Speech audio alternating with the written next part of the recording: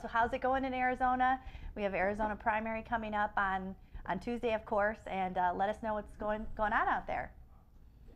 Afterglow of Jordan Page. I mean, it's when Jordan comes, it just makes everybody feel a lot better. And he's such a positive influence on not just me, but my family. I mean, he's good friends with some of my children. They enjoy that he's here. They always carve out some time with him and want to pick him up or take him to the airport and so on. And we have dinner. And then we had Thursday night, the day after the event for the activists, we had a private party here to where we plugged him in. Jordan always wants to be plugged in, so we got him all and he was plugged in, and everybody just sat and listened to him just like it was the old folks singing day back in the 60s and 70s. This is, I'm old enough at 50 to have, even as a small child, to have remembered the news, because when you watch the news back then, it was like 3 networks and it was the same 5 stories on all of them. And you really, the entire country experienced the same thing at the same time. It's like when they would have a mini series like Roots or something, you're talking about it in school, everybody the next day. Well, now that doesn't happen as much, except with things like Dr. Paul. And when you have someone that represents an entire generation next, like no one else can, then you have a common shared understanding of a common revolution. And like Dr. Paul said, you got to have youth and you got to have music, and Jordan represents both. And it's really a pleasure to just hang out with them, and we have deep philosophical late night discussions, and neither of us getting sleep. So it's we're planning for the future, and he has young children, and now I have young grandchildren, and the difference is, I was concerned, from the end of the 08 cycle to going into the 12, that there was going to be way too much emphasis on actually the political process itself. And my concern in 08, I didn't really worry about it that much. A lot of the people around me, the people that had their fill of politics, they were concerned that I was going to be part of getting the people to think that there was some kind of a political solution, that they were going to be able to vote themselves free.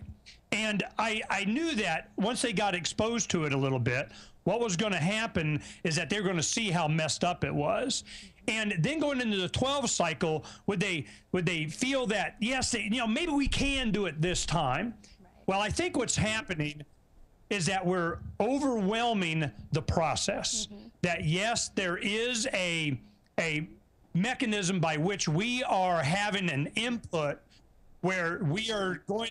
I'm getting an echo. You guys hear me okay? We can hear you great. You're doing good. You're doing great. We hear you fine. You got me all right? Yep. Nod your head, because I'm not here seeing you. Yes. Okay, cool. Now, what we were worried about is that people would, keep trying to use the political process to change the culture, instead of realizing it was the opposite, is that they change themselves and they advocate for what they know is right with no compromise, not playing politics, not trading off anything, and that all of a sudden the culture would change the politics. Well, that happened a little sooner than I anticipated in this election cycle. No matter how much they try, even in spite of them trying, because of them trying to diminish Ron Paul's effectiveness, what's happened is the culture itself has changed politics. And you got all the news channels, everybody, they're doing everything they can to try and diminish the effect that Ron Paul and his supporters have had on the planet. I don't think that they know what to do. I really don't. They're going to have to do something crazy and stupid because they're in a corner. Right. I mean, you have the natural energy that's been generated by the Ron Paul movement, which has been around, since 2007, 2008. But now couple that with, a little bit more sophistication on the political level, and I think you have a combination that's not going to be able to be beat. Well, I tell you what my concern is people start with even a state win or doing well or showing well that they think, hey man, we got a beat on this political process. We're going to dominate. We can take it over. We can win. We're going to fix the Republican Party. And they don't really understand that, you know, in the end, they got all the dials and they can do, you know, that's why I always said over the years, I'm going, hey man, Golden Gate Bridge, St. Louis Arch, toast. I mean, they'll do something. It'll be any and everything to try and maintain the status quo. But I don't think that they really fully understand what we understand. It's already over. The culture shift has already started. Right. The horse is out of the barn on these ideas, and there's no putting it back in at this point. Well, you know, and it's manifest in so many ways, and a lot of it is the music, you know, and Jordan Page has been so representative and a leader in a lot of other people that have, you know, we had a band here, it's Property 6 is a local band, and they were one of the first, when we first started the Levolution in March of '07. I mean, this is before Ron even announced he was going to actually really run. They and their followers had already been putting up signs. I remember, I didn't know that they were well known until we were out putting up signs and people were honking Property 6, Property 6, and then now we get them all the signs and Slim Jims and everything that they can handle, and they just pass them out all the time. Well, I wanted to make sure they met with Jordan and they got to know each other, and I think they made a quick friendship, and there's going to be a future that we're going to be doing stuff here in the next month or two. We're going to bring Jordan back out and we're going to rock it out. Oh, I think Jordan's ready for that. He's ready to rock out at any point in time, it seems like. But let me ask you, you've run for office several times. So I'm sorry? you know, I understand the frustration with the political process, but I think it is a good vehicle to get these ideas out there because that's kind of when the public's paying attention. So what would you say about that? I mean, what's your experience been running for office? You've run for office on many levels. I use it a lot. I haven't voted since '02, but I ran for United States Senate against John McCain in '04, Secretary of State in '06, County Recorder in '08. I mean, you know, I've run for Congress 3 times, Secretary of State twice, state legislature.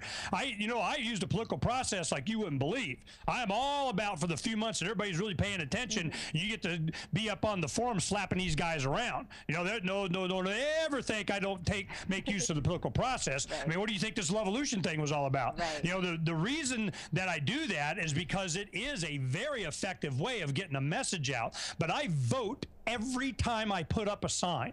I vote every time I advocate for the message of Dr. Paul. I vote a lot. So somebody, if they think that they're doing their part by just going up and, you know, flipping, you know, touching a government-controlled computer screen and think that's their expression, you know, then they haven't understood what's really going on. If you think voting's going to make you free, you have not been paying attention.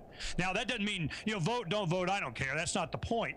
My point is that I am not going to rely on a government-controlled or party-controlled computer printout, or even a caucus that they just put up a number, whatever I mean, what? Have you been paying attention this election cycle? I mean, it's not. That is not where the change comes from. It comes from the people going, "Oh man, I so know you guys are lying, cheating, sacks of snot." You know, that is where. And the YouTubes and the people on the street in Mesa, it was about a half mile away where the church was in the event, which was packed out. I mean, it was standing room only, in the lobby, in another room. It was, you know, just packed. And of course, you know, Jordan feeds off that, man. He loves that stuff. So he was having a good old time rocking them out. Ron came, gave a speech, left. It was good. Everybody was satisfied, happy, had an after party, partying. We were selling silver dimes there and having a good old time. And what happened is that on the way from the debate to that place, the entire way, him driving was lined with people with Ron Paul signs. Wow. On 3 sides around the event, it was saturated Ron Paul. They even had of the 80-foot sign, it broke down on the back, it had 4 20-foot Ron Paul 2012 signs. They confiscated them. Anybody holding a sign above their chest, if it's where the TV cameras could see it, they put you in the free speech zone. They threatened to arrest you. On the 4th side, where the candidates came in and out, there was nobody allowed there. The reason is because Mesa's heavily dominated Mormon. This is a Mitt Romney thing, and they did everything they could to diminish the presence of the supporters of Ron Paul. everything they could. And when you look inside, even little blips that you'd see, of course, you'd see mostly Ron Paul or, Frothy Santorum signs or something like that. I know, I couldn't believe that guy got in there. That was good. So, what happens is that you have all these people that are expressing themselves, and the media and the political establishment and the city of Mesa and the police, and everybody did everything they could to diminish our presence, and we still overwhelm them, and they know it. It's all perception. Right. Like, perception is reality. There is battle of they control the media. Well, we control the minds of anybody that wants to pay attention. By them, they just go to the internet and say, hey man, just tell me the truth. Boom shakalaka, it's there. And we were live streaming it. And anybody that wants to know what's really going on, I'm having on my show Wednesday a very good mentor of mine. He was one of my Bible study teachers back when we first started having children in the late 80s. And he continually calls me every election cycle, every 2 years. He's very concerned about the country. He's a man's man. He's retired now. He's a good guy.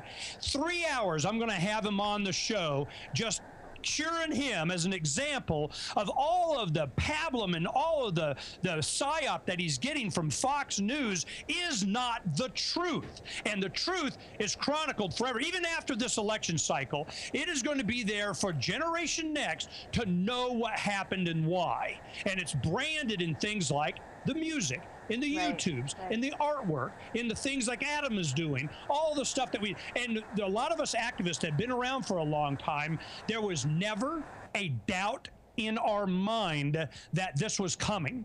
And it's why you could count on Dr. Paul being so consistent, because there was never a doubt in his mind. Right. I'm just glad he was in his career that he got to enjoy this. I can't imagine. You know what I really enjoy is some of the interviews that they did with Carol Paul. They're talking to her. She's, you don't do this unless you got the support of your wife. Right. And she's very you can tell that Dr. Paul is so enjoying his time right now. It's like 30 years in the making, and he's really. But can you tell us a little bit? We have to wrap up here. We have to wrap up here in just 1 second, but can you tell us a little bit about Freedom's Phoenix and what people will experience when they visit your website? Freedom's Phoenix was done in a true libertarian style. We were going to, we edit it. We make sure it's not, stupid people ad hominem, ouch, quit it crap, but we allow everybody to have their say. We have a lot from the left, the raw story and the talking point memo and Daily Cause or whatever, and let them have their say. These people, different writers, they want to write for us. We got our left people, then we got our right people. We got the people that are heavy duty on immigration. And the reason we did that is we wanted them to bring their audience to Freedom's Phoenix so that we could infect them, brush their cortex with the libertarian infection, the injection into the bone marrow of the libertarian infection for which there is no cure. Well, they get a dose. That is fantastic. I look forward to reading your website more and hearing more about what happens out there in Arizona on Tuesday. It's going to be very exciting, and I know Jordan cannot wait. We love you, Ernie. Back in Arizona. Thank you so much, Thanks. Ernie. That we're all aglow from Jordan Page Vintage. We love you too, brother. Thanks, guys.